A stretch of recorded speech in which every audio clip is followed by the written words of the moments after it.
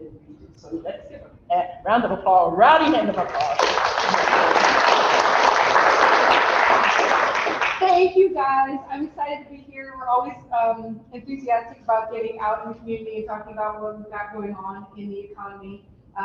Bob has heard this presentation 17 times, so he's super excited to hear it one more time. We will be going through a lot of kind of dense numbers, not going into a ton of detail about them though, but for those of you in the room, if you have a question, please shout it out totally, because I will forget when we try to go back to find it again. Those of you online, if you throw a question in the chat, then Tasha is monitoring that and we can answer it when we see it. Okay, so the first thing that I've got on here is our mission statement. The mission of your local economic development corporation is to bring jobs to the area and capital expensive, mostly jobs. And the way that we define the jobs that we're going after is that we want new jobs. So if I have that same shirt, did you volunteer at the? I'm like, why is that so familiar? We have some sailors in the room. It's great. And so primary jobs are ones that do not compete with jobs that we already have. So for example, we are not going to go out and recruit another Nissan dealership because then Ed Hicks is going to, or Charlie Hicks, is going to call me up and yell at me for opening another Nissan dealership that'll just compete with the Nissan dealership that we already have. So we're looking at new jobs that will expand our local economic base. Now those jobs don't have to be taken by people coming into the area. Right? They can be filled by people in the area, but they are a job that was not there before, right? Okay. So the way that we do that is by sending folks out into the universe to talk about bringing their company to our region. We interact with site selectors, which are the folks who will work with big companies considering a relocation or an expansion.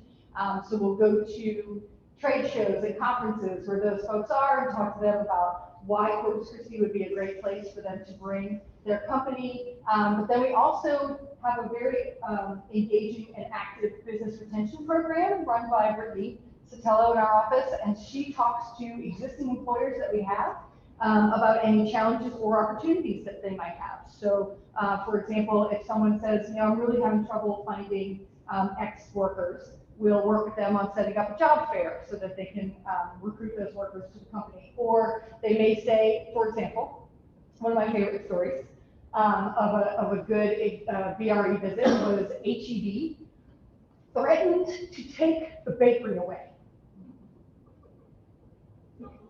What? Yes, because the street in front of the bakery was all torn up and the trucks kept getting smashed.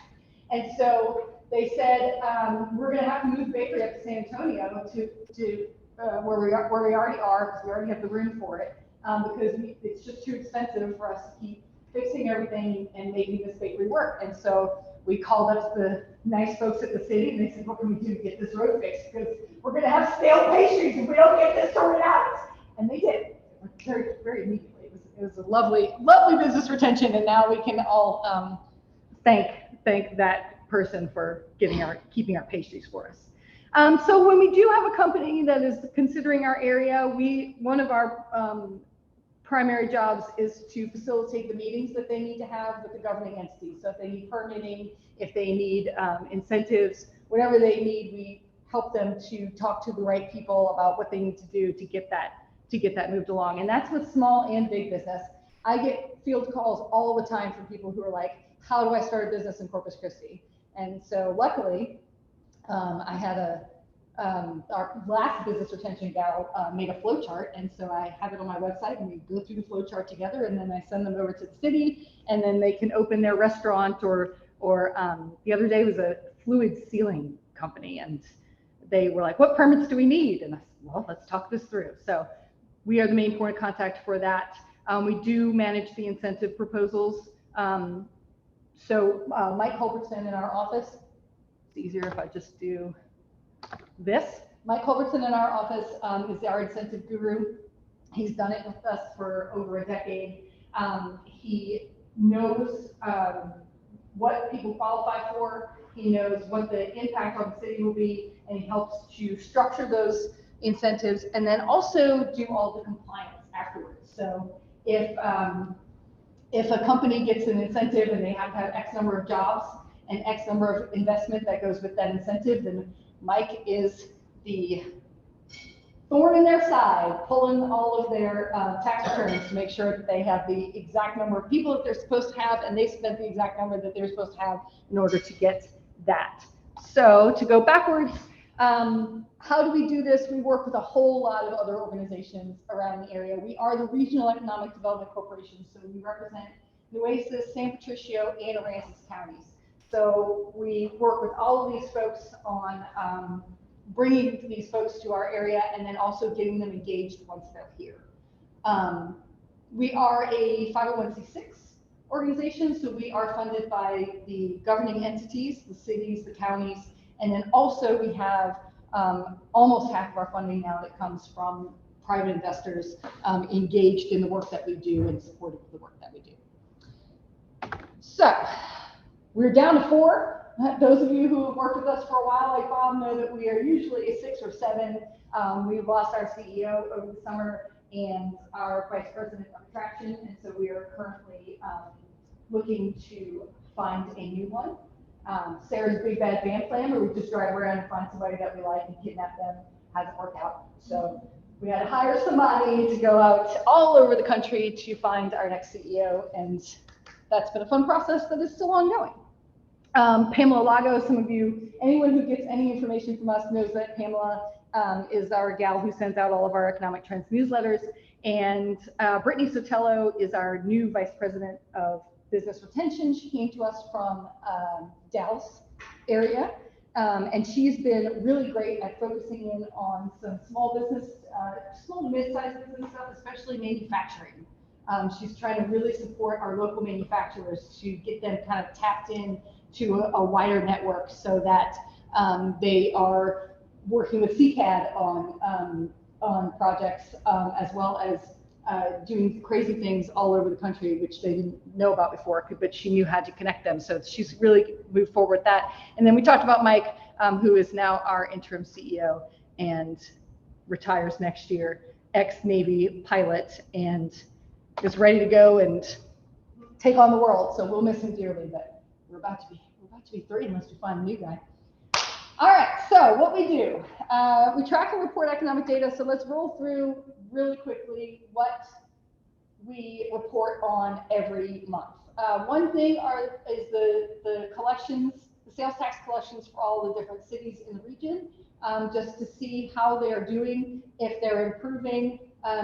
And so when we bring these new companies to the area, one of the big impacts that you can see immediately is that the sales tax starts to go up, and the city of Corpus Christi has definitely taken advantage of that, and it's been, all except for the awesome COVID year, we've seen an increase in the sales tax collections for almost everyone, except for some statistical outliers like, what's a good one?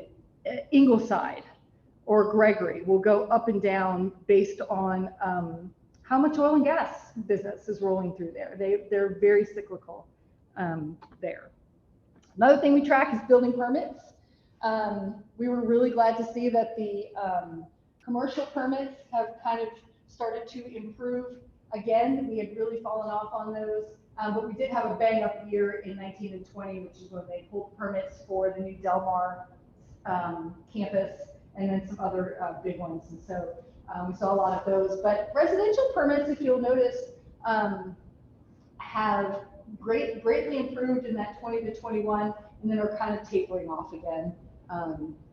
Just of interest if anybody tracks that, like Karen does. We track the employments. We're not back to pre-COVID levels, but we are definitely doing better than we have for the past couple years. Local housing data, houses you've seen all of this probably a gazillion times, but houses have gotten very, very expensive, but we're starting to see that track off with the median home pricing. which definitely needed to happen. We didn't have the bubble that other regions have really started to see, but the big thing that you have to look at is the months of inventory. We're up to 3.1, which is higher than we've been in a while, and that means that we have 1,000 listings, which is more than we've had in a while, and so we will start to see the home prices drop down accordingly as the pandemic housing frantic boom kind of tapers off. But we don't expect to see a big bubble burst like in, like a Phoenix, for example. Same information, but a different way. This is how you process it. All right, we also track the unemployment rate. Corpus Christi traditionally has a higher unemployment rate than the United States and Texas, but we do track kind of evenly with them. And that has a lot to do actually with our local educational attainment level, which is something that we're working with Del Mar and the university and the Craft Training Center and all of our other partners to try and improve. We know that we can get more workforce participation the more that people have that higher educational attainment level, and so the more that we can get people trained up, the better we'll do. The jobs are there. There's a skills gap, and we're working to address that. So we lost about 3,200 jobs over the course of the pandemic between 2019 and now. We have not gained back yet. We gained more in the leisure and hospitality sector, but we lost in the mining, logging, and construction sector, and we're still struggling to get those back. Again, that's cyclical. Every time we have a new project that starts, you'll see the construction ramp up, and then as the project tapers off, it'll drop down again. So that's why it's important to have a pipeline of new projects kind of rolling in, so that number is not as cyclical. And it has, for the past 10 years, it actually has not been as much of a wave as a straight line, which has been good. And so we're tracking that. But a lot of the manufacturing and the mining, logging, and construction jobs are being replaced by automation. So we don't expect them to come all the way back. All right, the next thing that we do, we talked about a little bit, is advocate for local businesses. We ran a targeted industry study back in 2012 and then again in 2019 to just look at what is holding us back, and then we can also talk about opportunities, what is actually driving our growth. So these were things that were holding us back, and our business retention program is here to do as much as we can to address these issues. And so one of them is placemaking, and we will talk a little bit about our quality place efforts. Workforce housing, which is something that we've been working with. There's been quite a few new affordable housing and workforce housing projects that have gone in since we ran this study. But these are all things that we know are things that we are struggling with, and we will talk in a second about all of the things that we're doing to address those. One of the other things that we do is a workforce survey. So what are our local companies telling us? We ran one, we do it quarterly. This was our most recent one. And this is information that we will share with City Council and other governing entities so that they know what the business community's concerns are. But it was good news that 13 of the companies, most of them, said that they were going to expand or modernize this year, and 10 said they'd stay the same, and only 3 said that they would be downsizing. If you look at the number 4 question, availability of skilled workforce is our biggest concern. So again, I have a van plan, but no one seems to think we can do it. Go get our skilled workforce. But there's a lot of different ways that we're working to address it, and I think we're starting to see some headway there. The Harbor Bridge is a big concern, and I'm hoping that in the next couple years we'll knock that one off the to-do list and we can kind of move on. All right, so like I said, we talked about those challenges. So what are we doing to address those challenges?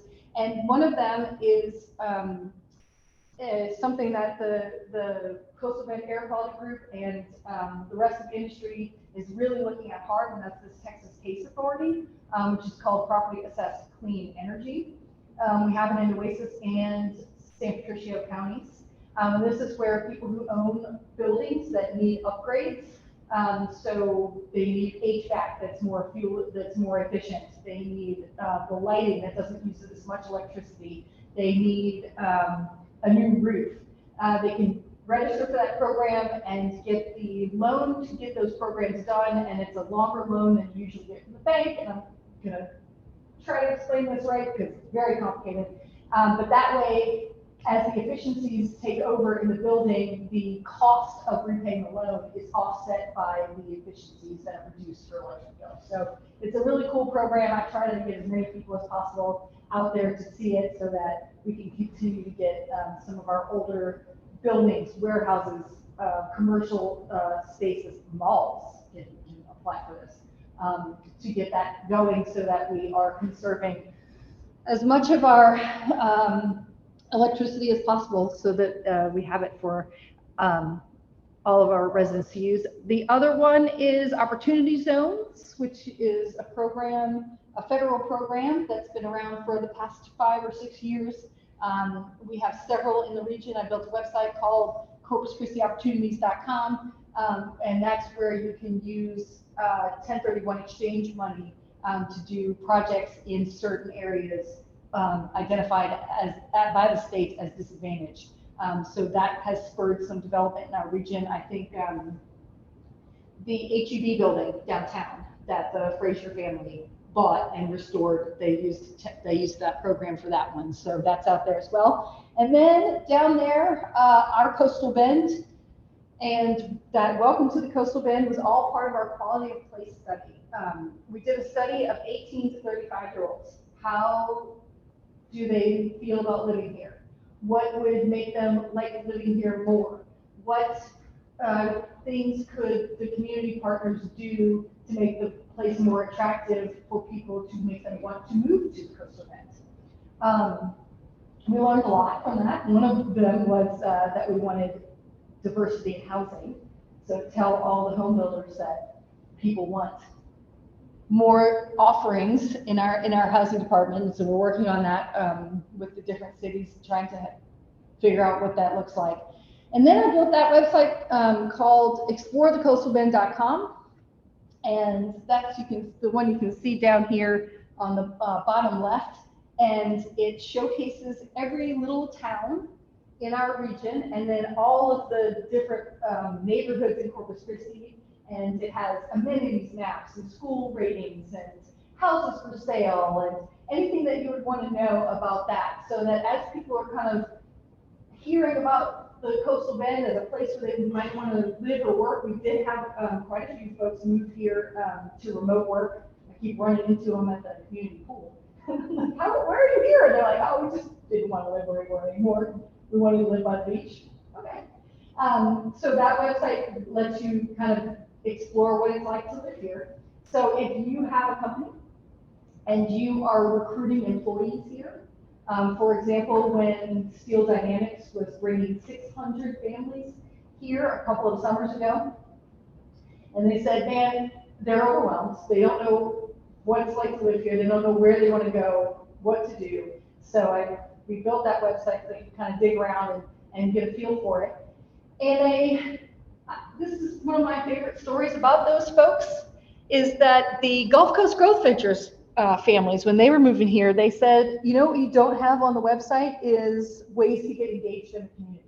What are all the nonprofits, and how do I know what I can sign up for? So I took the United Way listing and embedded it in there so that they could go and figure out once they move here what they wanted to to get involved in. So it's been a good one, and it's a work in progress, and I'm always looking for feedback on it. So if you have anything you want to add to it, let me know, and I'll make my web developer do it, and he'll be so excited about it. No, he won't. Yes. What was the website? ExploreTheCoastalBend.com. All right, so now the thing that everyone always wants to talk about, and it is the most exciting, is bringing new companies here. So what are the reasons why people want to move to our region? There's according to the targeted industry study, there was a lot of things that we had in the positive category, but especially for the big industry partners, the Gulf Coast Growth Ventures and the Steel Dynamics, it's workforce. We can train through Del Mar built programs specifically to train their employees, which no one had ever offered to them before, and they were really excited about. Low cost of electricity, even though it has gone up in our region, we're still lower than everywhere else. And then a business-friendly environment, and welcoming community, and obviously access to port and rail and the Texas market. So we have a lot going for us. I like passionate leadership. That's a good word for it, right? As everyone gets all feisty in city council elections, like, but we're passionate. We're passionate. Okay, so that has resulted in, over the last 12 years, $54 billion in new investment in the area, which, if we were to compare with the rest of the states, we would be number 8, I think, our region. So it's been a lot of new investment in the region, and most of it is port related.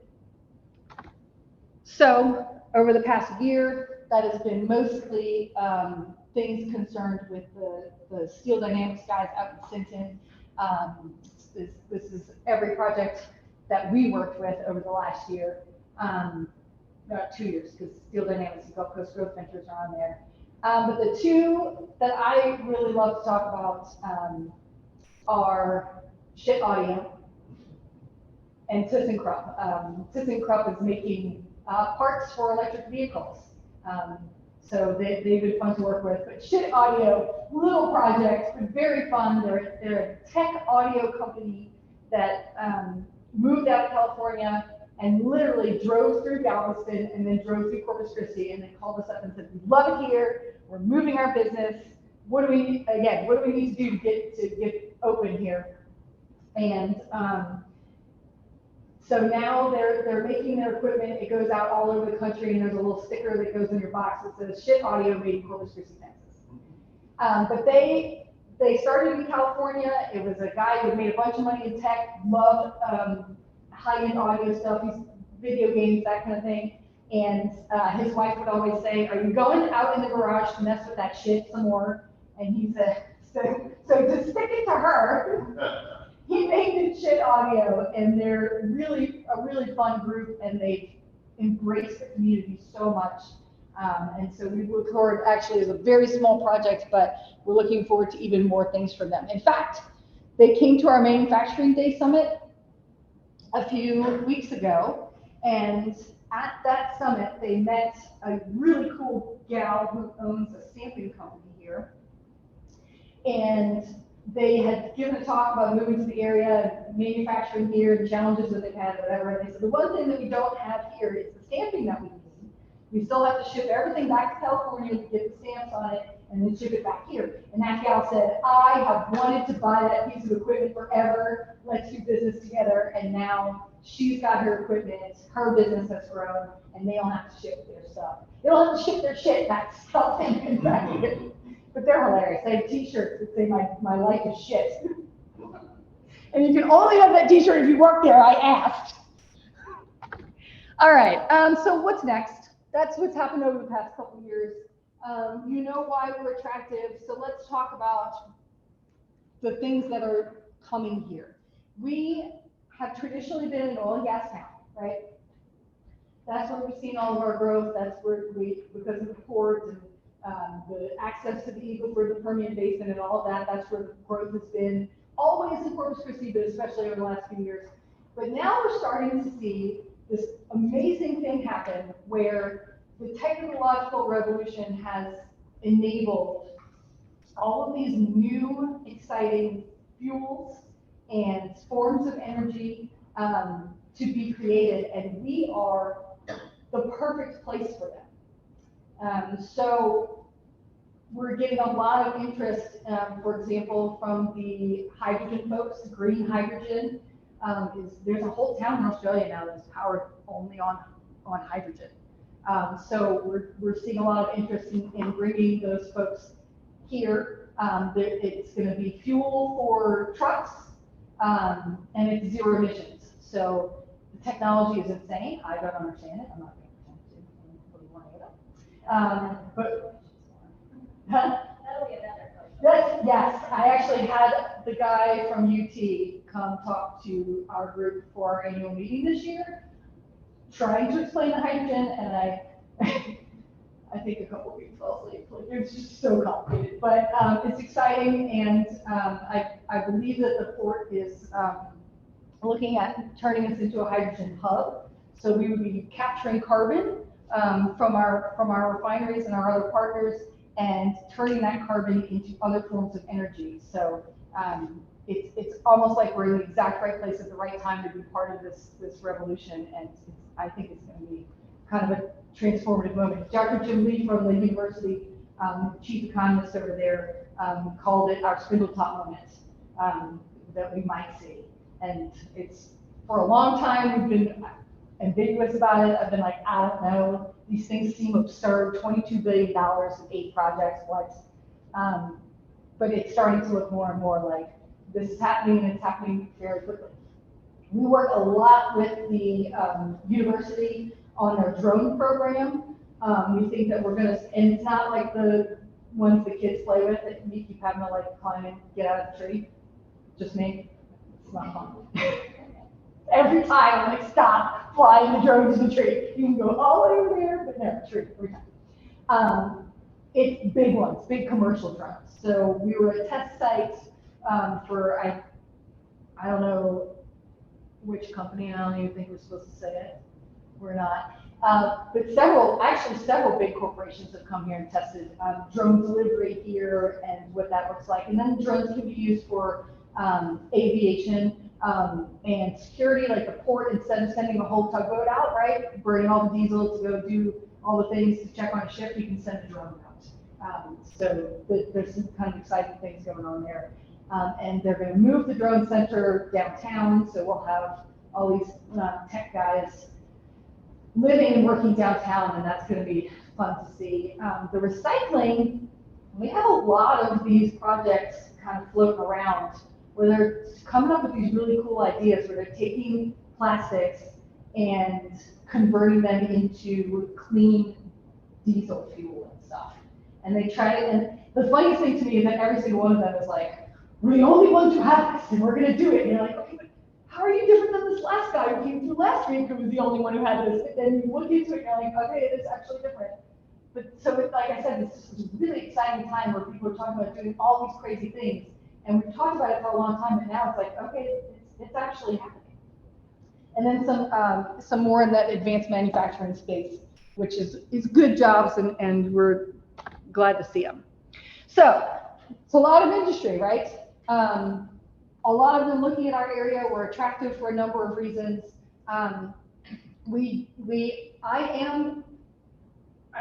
There's a tech term that they call leapfrogging, and I think that that's what we're going to see in our area.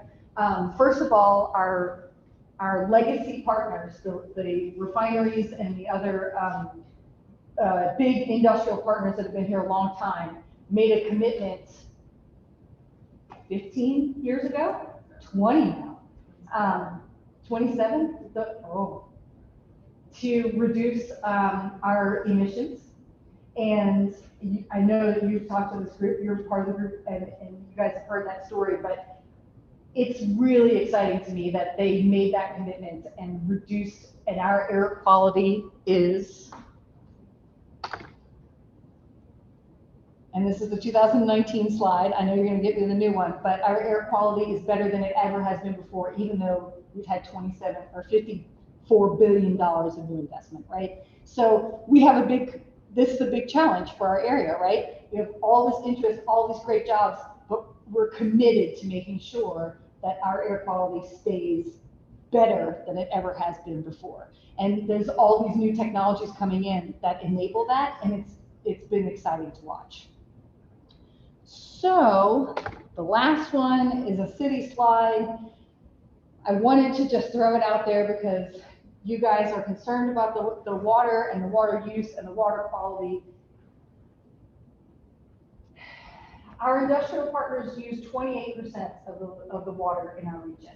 All the rest of it, that raw wholesale and that treated wholesale are being sold to our neighboring communities. So Portland, Kingsville, all the rest of them. And then 18% residential. So we use about 100 million gallons a day. We have 175 available. So the water is there. Industry is using a portion of it, not the majority of it, and we're committed to keeping that ratio as good as possible for the region. Especially because some of the new partners come here, which CC Polymers, which was M&G, is a great example. They built their own desal plant, so they make their own water. God bless them. And they'll be firing up soon again. I think they're going back into operation. Bob, do you know when? No, I don't. I don't know when they're going to be done. They just started up construction here, so. Yeah, so they're hiring up. They're not Italian anymore, though, so I don't get to practice my college Italian on them with my food and food words. That's all I know. Yes. These are, you're tracking people that are coming into town. Yes. Do you ever put out an RFP for, in other words, let's say we're looking for a chip manufacturer, please come to Corpus. Yes. Do that. Yes. So the way that it works, when we run, that's why every few years we run that targeted industry study, because it does a full assessment of our region and what is a good match for us. So for example, the last time we did one, they said, you're a great match for a steel plant. And we were like, what? It's America. A, nobody's building steel plants. No. And B, nobody's building steel plants here.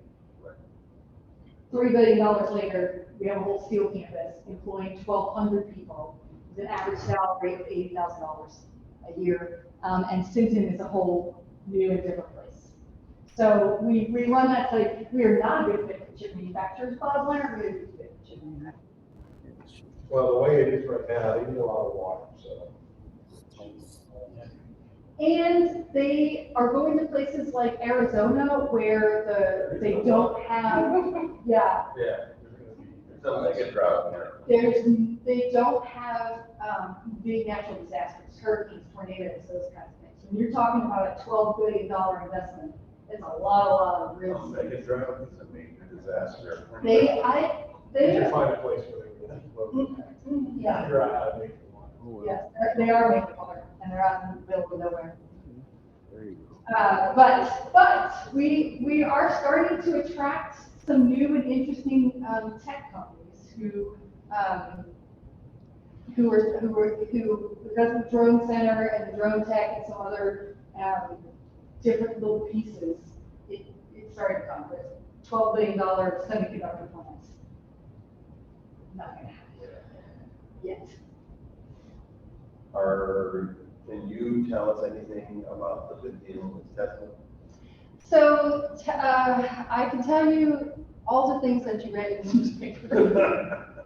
Well, I want to know how it initiated. So this is Sarah's theory, absolutely not founded in any identifiable fact. I think Elon woke up one day and said, okay, I've got SpaceX down in Brownsville and I'm importing stuff in through the port and we're making the Teslas up here by Austin. We need to do this lithium refinery. Go find a place between SpaceX and Austin where we can do that. They threw a dart. Yeah, everywhere. You can't hear it. They found new market sites on our website. You don't want to sound. Qualified sites and it shows where the rail is, where the water is, where the road is. And so site selectors kind of just look and go find things that fit that, and that's why we qualify those sites. So they called us up, they didn't say who they were, they just called us up about that particular site. We did all our homework, and then the non-disclosure came across, it was Tesla. We're like, all right, okay. It's just got interesting. It will be about 400 million and a couple hundred jobs. And I think they're still waiting on their 313 application.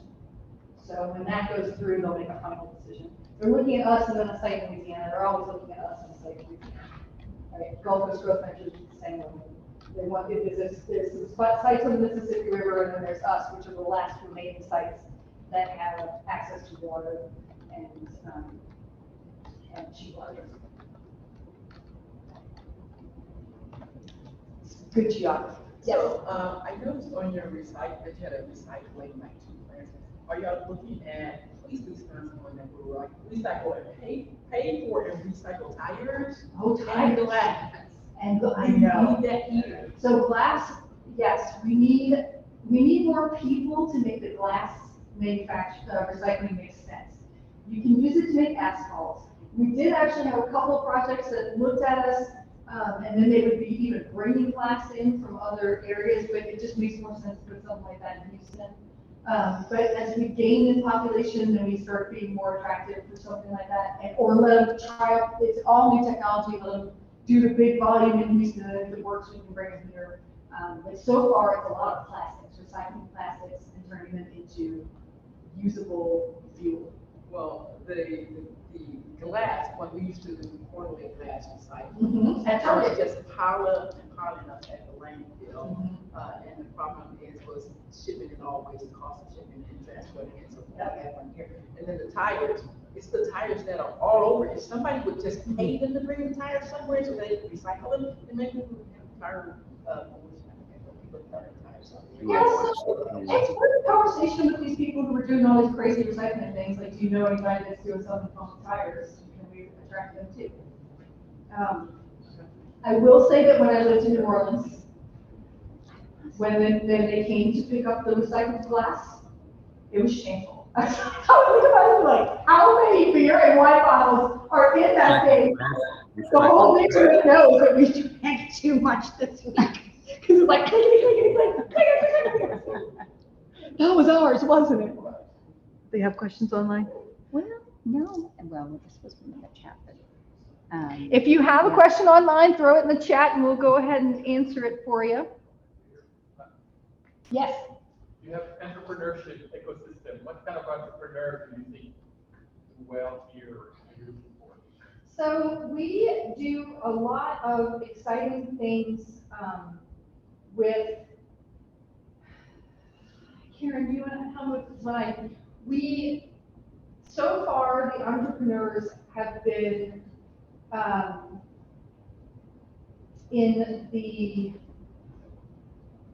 there's been a few in the drone space. So we've had a lot in the biotech space, but they all then went up to San Antonio because that velocity program, which was started by kids from A&M Corpus Christi, is designed for biotech. I wish I could name one that's been exciting. It just depends also in terms, when we talk about ecosystem, what they're looking for. So I would just take a second to plug that entrepreneurship comes in all sizes of businesses. One of the things that the EDC's been focusing on, and Brittany's been focusing on, is helping grow some of those smaller businesses into what we might call primary or exporting businesses, right? Where maybe before they were just thinking about serving their local market, as opposed to how can I reach my product first, elsewhere in Texas and then beyond. So that's an important aspect for us. If our local homegrown entrepreneurs can make it, then it already starts to look attractive for others thinking, okay, well, what's the next step? And then in terms of an ecosystem, one entrepreneur creates another 5 proteges, right? And then they can grow. But when you think about entrepreneurship, also think about some of those micro enterprises are far more attractive to women CEOs who might be at the head, or a more diverse workforce looking to support different projects and products than what we've been doing traditionally, right? So again, I like the word ecosystem. It fits. We need diversity in the ecosystem. And so how do we collaborate to make sure that we are giving everybody, the resources that they need for their business, both their ideas and then to and financial wellness Yes. to connect to that. So one important piece of that has been like the farmer's market culture, right? We've had a few local businesses that started out just a booth at the farmer's market, and now Lemonade Stand Cosmetics is in HEB, right? She started out just selling her curly girl hair stuff right here at the farmer's market, and now you buy it at HEB. So there's that. Then also there's a new guy at the Coastal Bend Innovation Center, and he's going to start to really work on connecting entrepreneurs with resources. So, you have a great idea, you're selling yourself at the farmer's market, and you need to build a website. You need to figure out how to get buzz on Instagram. So connecting all of those people with those resources so that they can go from here to here and then spur off. But our original entrepreneurship was all of our homegrowns that have gone on great things, HEB and Whataburger and American Bank and the Stripes, pick one, right? All started as hometown talent. So we know we can do it, and we need to figure out how to do it some more. Maybe Sarah, talk a little bit about the innovation center relationship. That would be something that I'd be interested to learn more about. Yeah, so we have an innovation center. It traditionally was over there in Flower Bluff. The drone center was there as well. It's associated with the university, but it's not exclusively the university. But they are now moving to a downtown location. Yeah, the old Wittig's building, which is literally across from the surf club, right? So we think that it'll become more vibrant and exciting. People will be there who are not just students, but there'll be whole floors dedicated to various things, 3D printing and, all these different resources, and then kind of connecting entrepreneurs, and then all the way up to faculty at the university who have a great idea of patents. But, professors are notoriously terrible at taking their amazing patent and turning it into a viable business. And so, then connecting them with people who can take the idea and turn it into a thing. There's some big things afoot there, and expectations are high. And I think the timing is right for them. The location will now be right. The university, Dr. Kinzia, Dr. Miller. Never get it right, Kelly, because I just call her Kelly. It's so supportive of it, and we even have our partnerships actually with San Antonio. A lot of the folks that run Geekdom in San Antonio and now Velocity in San Antonio are Corpus Christi people. So they kind of have an affinity with us, and they're wanting to build an ecosystem even together with us. So that space has so much room to grow, and I think that finally the support is there and the timing is right for that to really happen.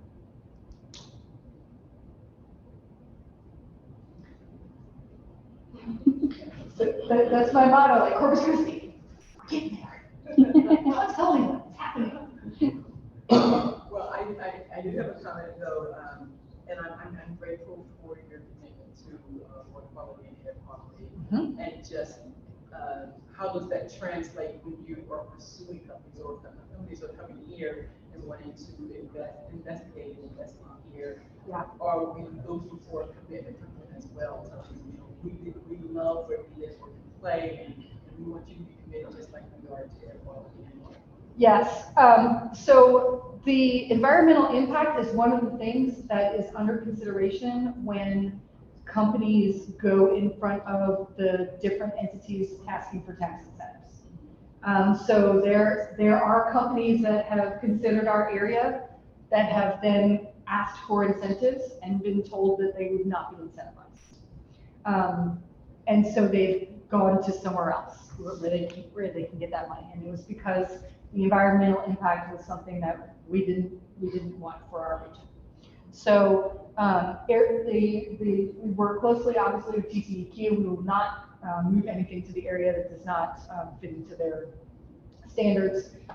They have to pass those standards in order to get their permitting, obviously. But we also, our board has to vote before we send anything up for incentives, and then all governing entities have to vote on things, and that's definitely a consideration. Because, the things that they have to do with TCEQ, the things that we are doing to our industry is above compliance. Much above, yes. And our area is awesome. It is. Yes. Yep. Yep.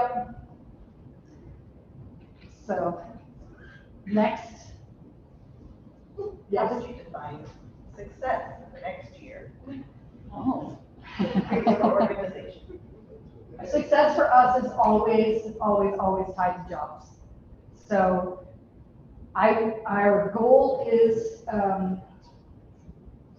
in the strategic plan, and I think it's 250 jobs a year. But also a metric that I've started to pay attention to is median income, right? Because if people who live here are making more money, then that's a successful metric, right? If the household income is going up, then we've done great things for the region. And I think when I moved here in 2005, the median household income was $34,000 a year, and it is now 57. So our median income is higher than San Antonio's. San Antonio proper, they cheat and include New Braunfels. I busted them for this. So, that bumps it up to 80, but if you just take actual San Antonio, our median income is higher, and I want to see that continue to get higher and higher and higher. And that's all workforce stuff, right? That's upskilling people, that's bringing new jobs to the region that pay a lot, but it's also upskilling the workers that we have so that they go from, and that's why companies like Steel Dynamics are exciting, because they will take somebody with a high school diploma, put them through a 6-month program at the Craft Training Center or Del Mar, and then they'll get hired making $60,000, $65,000 a year, and then they'll train them, and the next thing you know, they're making 120. So, and their commitment, I mean, that's a great company. That's an American company. They pay for your kids' college. I think you get $5,000 a year for every kid that you've got in college. It doesn't matter if it's college or workforce training or whatever. If you've got a kid doing after high school training, they give you $5,000 a year for it. They're just a great community partner, which is something that we look at too, right? Well, one of the things that you mentioned about job creation, which I was surprised that's one of the things I'm partnering with. But even these jobs, they bring their own people in, but you're looking at just a job that wasn't there before. Mm-hmm. So are you still also trying to make sure that a certain portion of those jobs do go to people who are here? Yes. That's one of the big things in attraction is that they look to see where in your workforce do you have people that they can hire so that they don't have to pay the cost of moving. So I think. Yeah, I'm not familiar with any company that really wants to bring workers in outside. Either established companies. Yeah, the highest paid ones that they need the experience. We don't have people that have worked in steel mill for 20 years, so the absolute highest ones. Yeah, they want to bring in as few as people as possible. Because they know that the communities that they're in pay attention to stuff like that. And they want those jobs to go to local workers. And I understand that, but when they put, our jobs are gonna, the salary's gonna be this, when you know that most people here aren't going to post these salaries. So I just think there needs to be a little bit more transparency, that the average person that works here, outside of the construction jobs, after actually milling it, people that work here, their average salary might not be Yeah, we can start reporting what the entry level salary is. We could, that would be interesting actually to see. For the kids who get the trainings, are a lot better than going to HB or working, just, so it's. Yes. You get a good sense of all of the, either the process or the craft work jobs. I mean, by talking to the craft training center. And they'll tell you that they're making in the upper 50s to 60s coming out of their training. They are, and And that's where you get that gauge of. I'm gonna say too, it's kind of fun. I was jealous. I was there when they opened that steel plant, and it's all enclosed, right? But you watch that hot metal like come down the thing in the roller, and then it goes, and then, these guys, they're not working manual labor anymore, right? These are tech jobs. You press this button and you do this on the computer, and you're manipulating this, and then to watch it, and then there it is, it's this giant steel coil at the end, and it's this clean facility with like a concrete floor, and then there's this big massive piece of equipment, and then out the door it goes, and you're like, oh my gosh, this is cool. And then, don't let me work it, I'm like, man, so I press this. Yeah. It'd be fun. Question, random, I'm just looking at the map. Maybe, whatever happened to that? I don't know, where Gregory was supposed to have the Chinese plant, is gonna build a stainless steel plant. Oh, that's CPCO. What was the story there? Everyone asks me that. They're there. They have not met their performance metrics for job count in order to get their incentives. They do still employ about 45 people, I would say. It's about 45. There is some products coming out there. They really have struggled, I think, to get fully to where they initially had wanted to be.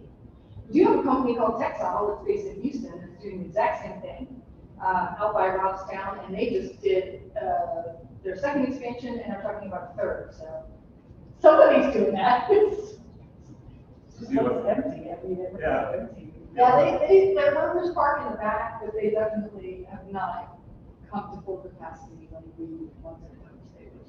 I've heard that it was some cultural differences, and you're not really just communicating with them from their perspective. Is anybody working on that? Yeah, we've worked with them, since day one. I think from Tianjin, the support wasn't there. It's something that they tried, and I think they're, I don't know.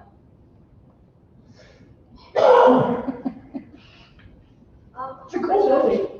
Yes. What is your strategies, or if you guys have looked into on how to bring more diversity in the workplace in terms of like different backgrounds and stuff like that? I guess in Corpus. Yeah. So the really cool thing about most of these manufacturing jobs is that they are very diverse, because they don't really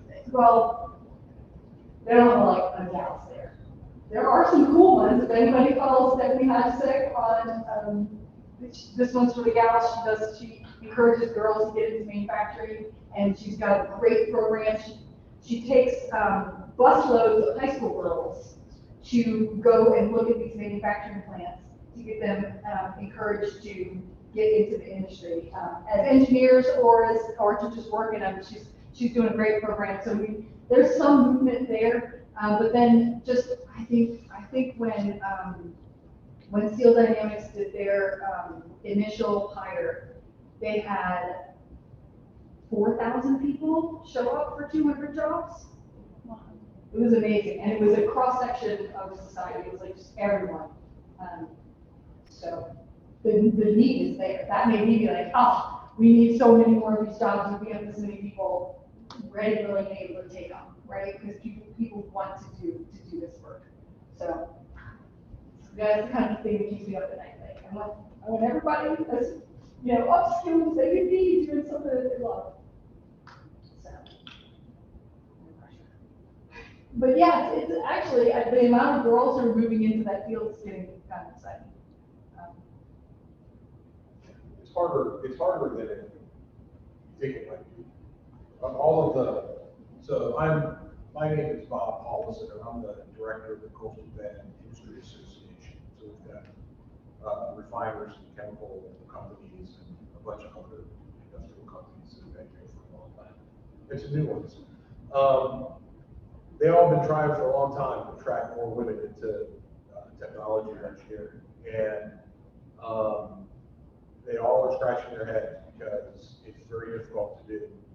And I know that we're working now, or we're supportive of a program that Corpus Christi is trying to get together to hopefully provide support to STEM majors at the university. Because even there's a feeling that you get into a program, you're maybe not all that familiar with engineering or technology, and it's maybe harder than you thought it was, and you start to disengage.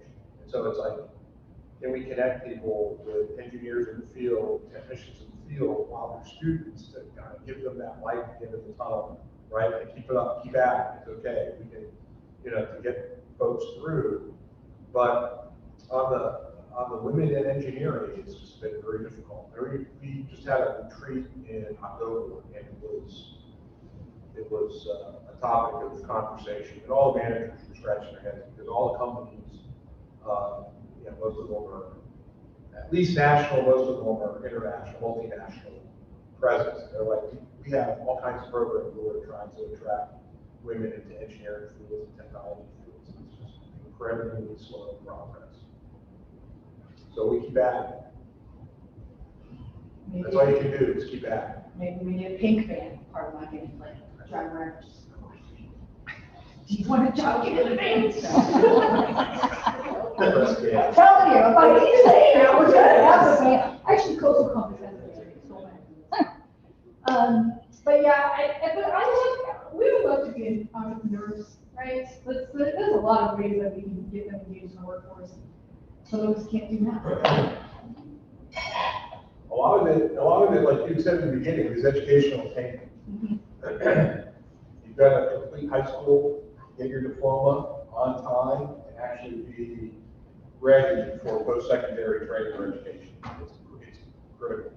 There's just a lot of people that come out, that either they drop out of school, or they come out with a diploma, but they're not ready for the next step. And that really is difficult to, you get slowed down, and you have to go to the workforce, and then you have to do things like upskill or figure out how to save enough money so that you can take advantage of training programs at either Belmont or Craft Training Center. And while you're doing that, trying to work and maybe support families becomes even more difficult. So key is, how do you keep kids on track on that path so they come out of 12th grade ready to go to whatever the next stage is, right? Whether it's post-secondary technical certification or whether it's university, they're ready to go and they excel and succeed. Then we'll really have a problem with, okay, we don't have enough good jobs. But right now it's like, you got to sort through a lot of people to find the right skill level. And the boomer generation is retiring, we need to replace them. Yeah, the pandemic accelerated that. I just wanted to say that any training that you guys are implementing or is upcoming, it's absolutely necessary. Even for me as a new hire, new employer, it's just very difficult when you don't have the experience. Yes, you could have the degree, you got the diploma, but if you don't have the experience, it's hard. I faced it firsthand when I was applying for jobs. Just entry-level jobs had you need at least 2 years of minimum experience. And I found that very common in most of the jobs I applied for, just entry-level positions. Yes. They are requesting experience. And so I think that's important to have opportunities to, just get trained. Yes, we've done a few things in that area because we knew that it was a problem. First of all, we worked with the university on instituting, and we had the first one this year, the Coastal Bend First Community Fair, Job Fair, where Coastal Bend employers and university and Del Mar students could go to this job fair and connect with each other, and that's the only people that were allowed to be there. And it was to encourage getting our local student population engaged with the local business population. But there's just some economics, I think, are working in our favor on that one. We used to always say that the engineer's a perfect example. Every engineering firm for the past decade, hiring here would say 5 to 7 years of experience, because we're a mature market. They weren't recruiting new kids. Our university was not training the kind of engineers that were being employed here. There was a disconnect. That has been solved. The new engineering department at the university is one step of many in that department. And also, they don't get to be so picky anymore. You have to hire entry-level folks. And then we also, just today, Mike Culbertson, our CEO, was in front of the Type E board, getting more funding for our internship programs, so that local companies were hiring those interns, and then they would then be getting those jobs. So we knew it was a problem, and it's always been a problem, but it's getting better. And that was part of that, attracting the young people. They were like, there's no jobs here. So we would send them off, and they would kind of like it, right, to the big cities to go, hang out with their kind. And then I have something that I like to call the Corpus Christi grandma effect, which is how we recruit people back, because grandma lives here and she babysits. So once you have kids, we can get you back. But that means we need a retention program for grandmas, and I'm working on that. Well, thank you so much.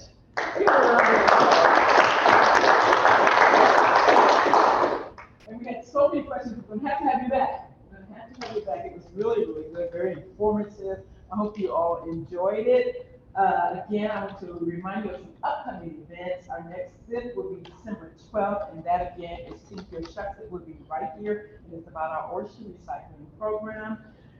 Starting 2023, we're almost around, we're right there. January 9th is the next one. It's going to be the State of the Port, and it's going to be at the Ortiz Center. It won't be here, but it will be at the Ortiz Center from 5:30 to 7. February 4th is about the beach at Packard Channel's cleanup. So make sure you sign up to help. Make sure that you are signed up to be a member of the Coastal and Base Foundation.